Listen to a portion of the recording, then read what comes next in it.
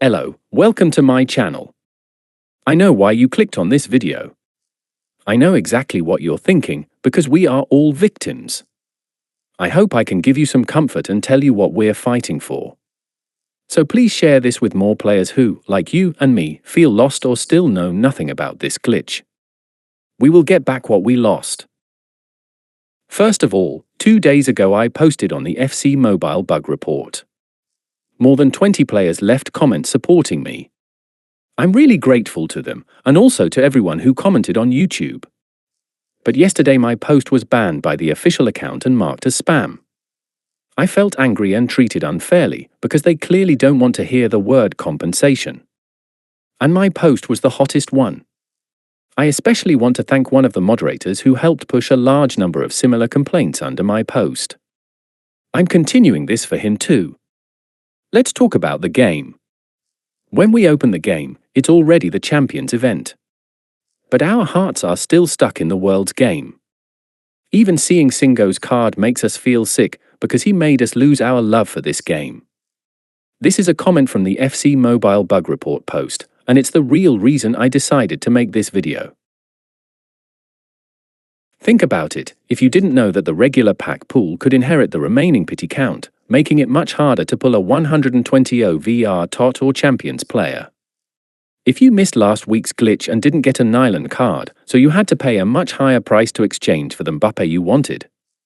If your pack pool always hits only at the pity and always gives the lowest OVR.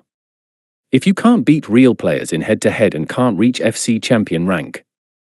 And if you can never clear the last 2 stages of the weekly 5,000 gem mission. I believe 90% of players would uninstall the game immediately if this happened to them. Because you used the cheapest 40k star shards plus the 12 hard-earned 117 OVR players to exchange for Mbappe, when in reality, with the same cost, you could have also gotten Cucurella. That was the biggest glitch this game has ever had, and it only lasted about 30 minutes before the update. If we look purely at star shards cost, during that window you could sign any TOTT or Champions player at nearly 30% of the normal price. If we look at the actual probability of packing a 117 OVR, it was almost half price. That means for the same cost of signing one good player, someone else could sign 2. That's why you can't beat them. This doesn't only hurt F2P players. Let's look at P2P players. In the store, the developers put a thumbs up recommendation icon on the $49.99 pack, telling you it's a good deal. Is it really? Let's do the math. If you bought during the glitch, you could buy the national team packs that almost nobody wants, because most people think the 117 to 119 packs will only give 117s with no play styles. In the worst case scenario, no double top up, no luck, all the worst players, with $50 you get 7,500 FC points. That gives you 75 by 110 OVR players, 15 by 114 OVR players, and 5 by 117 OVR players. If you release all of them, you get 21k star shards.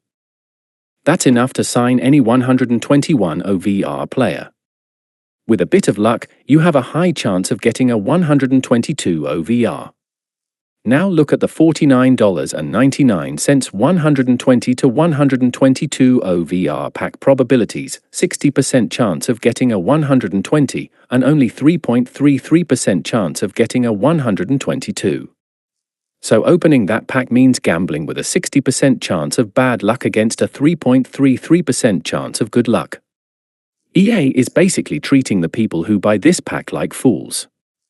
This glitch made almost every player who wasn't online at that moment suffer a huge loss. Some people in the comments asked why I call this the biggest glitch in the game's history. The previous biggest one was in April, when they gave out 200 vouchers. At current rates that's about 50k star shards. But if you bought 2 Bruno Fernandes cards in this event just to exchange for TOTT and Champions players, you've already lost more than those 200 vouchers. Others said this wasn't a glitch, just an unspoken rule before updates that experienced players know about.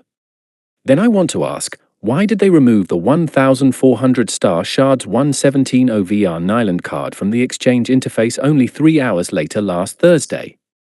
This glitch also had 117 OVR players at 1,400 star shards. If it was just an unspoken rule, there was no need to remove it. In short, we need to protect our rights.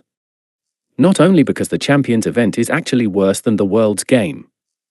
The 120 OVR players in this pack use old skill points, which means they get fewer stats than 121 to 122 OVR players. The gap between 120 and 121 to 122 is even bigger than the gap between 118 and 119 to 120 last event, unless you think you have a 40% chance of packing the higher ones.